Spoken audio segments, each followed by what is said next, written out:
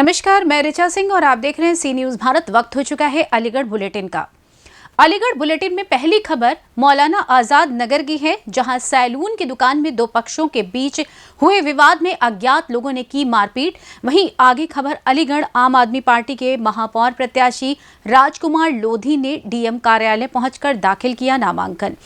Aligarh bulletin में आगे बात करेंगे रोरावर थाना क्षेत्र की, जहां स्विमिंग पूल में नहाने गए बच्चे की पानी में डूबने से मौत। स्विमिंग पूल संचालक पर लगा लापरवाही का आरोप। और भी तमाम खबरों पर आइए विस्तार से करते हैं चर्चा। अलीगढ़ के क्वारसी थाना क्षेत्र के अंतर्गत मौलाना आजाद नगर 25 फुटा रोड पर एक सैलून की दुकान पर बाल कटवाने को लेकर दो पक्षों में विवाद हो गया, जिससे सैलून मालिक की गर्दन पर कुछ अज्ञात लोगों ने विरार कर दिया, जिससे उसकी गर्दन पर गंभीर चोटें आई। मौके पर पहुंची पुलिस ने सैलून मालिक को उपचार के लिए पंडित दीनदयाल अस्पताल भेजा तथा अज्ञात लोगों में से दो को पुलिस ने पकड़कर जेल भेज दिया।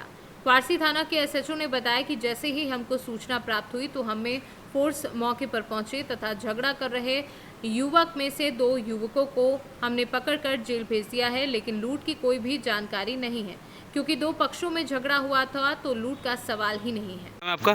मेरा नाम है नजर मोहम्मद। कहाँ के रहने वाले हैं आप? मैं यहीं रहता हूँ, इसी गली में। अच्छा, किस तरह की घटना की है? कौन लोग थे ये मेरे बच्चे दो नाई का काम करते हैं, नमाज़ पढ़ने गए थे। ये नमाज़ पढ़ के आके दुकान खोली है और जैसी ही दुकान खोली है ये 8-10 लड़के आए और 8-10 लड़कों ने जो है पैसे लूटे रात भर के काम। क्या नाम है लड़कों के? क्या नाम थे लड़कों के नाम? सर मैं तो जानता नहीं, मैं तो उसका हार्ट का मरीज हूँ जी। हाँ, तो मैं तो दुकान पर था नहीं, समझे। 8-10 लड़के आए, उन्होंने जो बताया तो बच्चे ने कि 8-10 लड़के हैं, सब पैसे लूट के ले गए। जब हम लोग जहाँ से गए हैं दुकान पे, जैसे मारपीट किया तो चोटें भी आई हैं क्या? हाँ, उसकी गर्दन काट दी है आदिल की। किससे काटी है? काम करता है वही 8-10 लड़के हैं उन्होंने। हाँ, तो कौन सी जगह पे दुकान कौन सी जगह पे? रात के और दिन के। दुकान कौन सी जगह पे? दुकान 24 फुट रोड पे। अच्छा, पुलिस को कोई शिकायत की पुलिस को आपने? गए हैं वहाँ थाने गए हैं, बता रहे हैं। अच्छा, मैं तो घर पे हूँ, मैं तो भाग दौड़ नहीं कर सकता, मैं हार्ट का मरीज हूँ मेरे। तो अभी पुलिस मौके पे मौजूद है क्या? हाँ जी, पुलिस मौके पे मौजूद है। हाँ, तो पुलिस की गाड़ी वो खड़ी है वहाँ, लेकिन मेरे एक बच्चे को पकड़ के ले गए बेफालतू में अभी। हाँ। अलीगढ़ से सी न्यूज संवाददाता संजीव शर्मा की रिपोर्ट। अलीगढ़ में आम आदमी पार्टी के महापौर प्रत्याशी राजकुमार लोधी ने आज जिलाधिकारी कार्यालय कलेक्ट्रेट पहुंचकर अपने महापौर पद की दावेदारी को मजबूत कर ही दिया और उनके साथ अलीगढ़ जिलाध्यक्ष सहित मोनिका थापर, चीपक चौधरी, पार्टी के अन्य कार्यकर्ता एवं पार्षद प्रत्याशी मौजूद रहे। उनके साथ साथ आज दो नामांकन जो कि वार्ड नंबर 45 एवं वार्ड नंबर 43 से भी दाखिल किए। नामांकन करके लौटने के बाद पार्टी के कार्यकर्ताओं ने राजकुमार लोधी को फूल मालाएं पहनाकर स्वागत किया, साथ ही मिठाई खिलाकर उनके जीतने की कामना की। सभी पार्टी कार्यकर्ताओं में खुशी की लहर थी। बाद से आपने नामांकन किया है? वार्ड नंबर 83 नंबर 43 से। क्या नाम है आपका? राजकुमारी। क्या आपको लगता है आप पार्षद बन के क्या करेंगी? ये गंदगी रहती है, बहुत नालियाँ गंदगी, बहुत बड़ा पानी बहरा रहता है, पूरा बहुत रहता है। सफाई वगैरह और क्लीन वगैरह की कोशिश करेंगे जी। तो पूर्व में जो पार्षद वहाँ रहे हैं उनसे क्या नहीं, क्या नाली भी अभी भी भरी रहती है, नाली भरी रहती है, सीवर भरे रहते हैं, बहुत गंदगी रहती है। आज तक कोई साफ सफाई उन्होंने नहीं करी? तो नगर निगम तो पूरा ये वादा करता है, नगर निगम कहता है ऐसा कोई क्षेत्र उन्होंने नहीं छोड़ा है। अभी हमारे भी नाली भर रही है। आपको पूरी उम्मीद है कि अगर आप पार्षद बनती हैं तो आप पूरा शहर को साफ कराएंगे? हाँ, सहयोग करेंगे भैया। धन्यवाद। मेरा नाम राजकुमार लोधी है। आज किस पद की दावेदारी की आपने? मैंने आम आदमी पार्टी से महापौर पद की दावेदारी। क्या प्राथमिकताएं आपकी रहेंगी अलीगढ़ नगर निगम के अधिकारी? जैसे कि हमें पार्टी ने प्रोटोकॉल किया, उसके तहत हाउस टैक्स माफ होगा और वाटर टैक्स माफ होगा, ये प्राथमिकता है। जनता को क्या संदेश देना चाह रहे हैं? जनता को संदेश दे रहा हूँ, जनता मुझे अपने आशीर्वाद से चुनती है, तो जो सुविधाएँ एमसीडी में चल रही है नगर निगम के, जो सुविधाएँ अलीगढ़ में बढ़िया करा दी। दिल्ली की सुविधाओं को आप अलीगढ़ तक लेके आएंगे? और कौन आपको दावेदारी किया? मैंने अलीगढ़ से महापौर पद की दावेदारी। क्या प्राथमिकता रहेंगी आपकी? हमारी प्राथमिकता रहेंगी हाउस टैक्स माफ होगा, वाटर टैक्स माफ होगा। हाउस टैक्स और वाटर टैक्स माफ कराएंगे आप? जनता को क्या? वाटर टैक्स माफ होगा और पानी का बिल 0 आएगा। कौन से बात में पता दाखिल किया? किस पद के लिए किया है?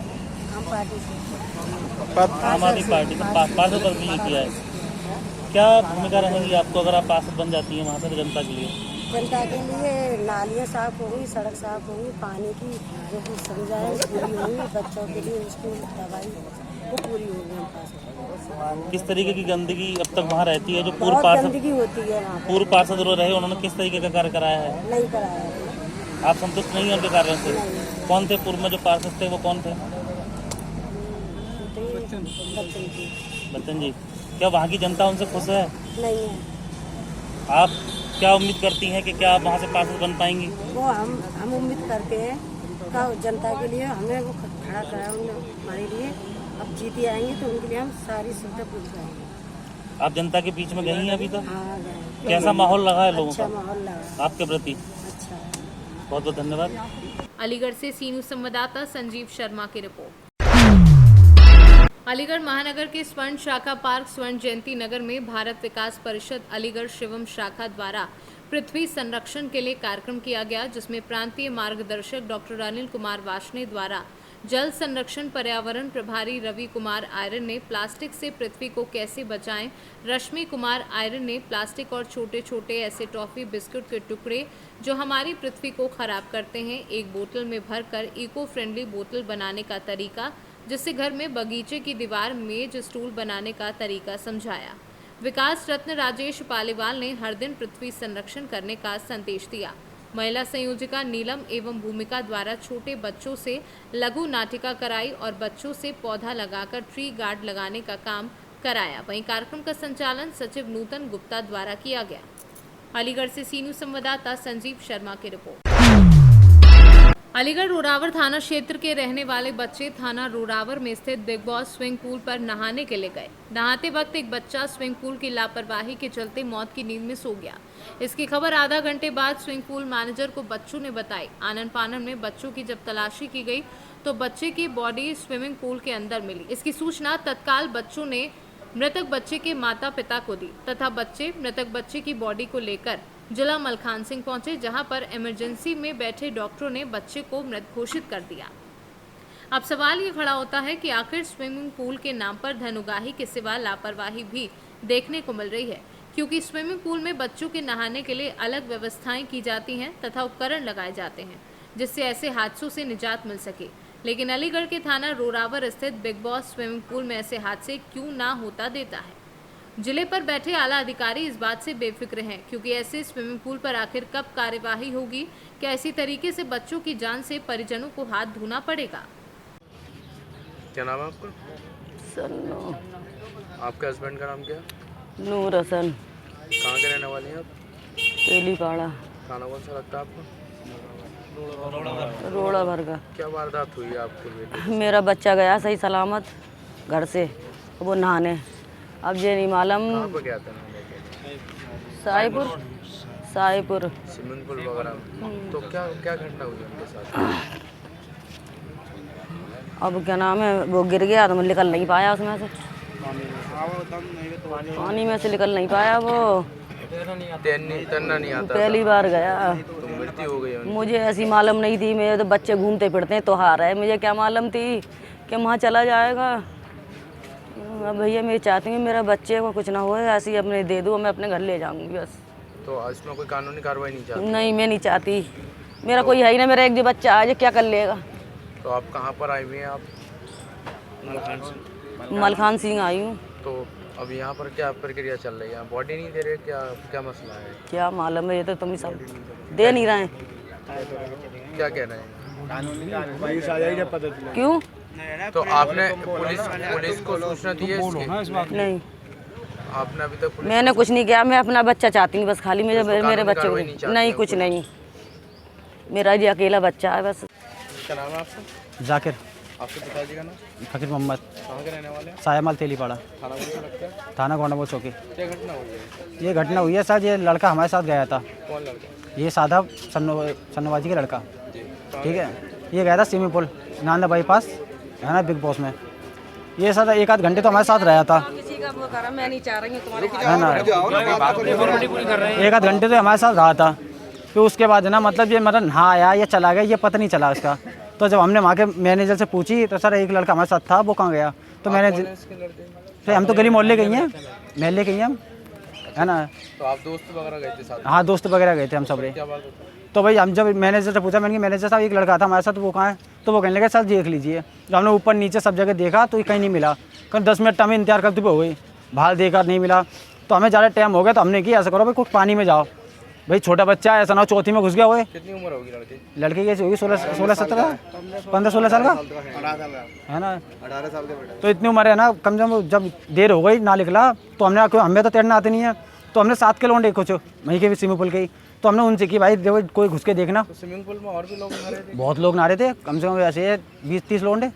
जहाँ बॉडी मिली थी वहाँ उस जगह पे नहा रहे थे? और भाई सब जगह नहाएंगे, जब स्विमिंग पूल है तो वही बॉडी पर अंदर डूबी हुई थी, जब लिकाई।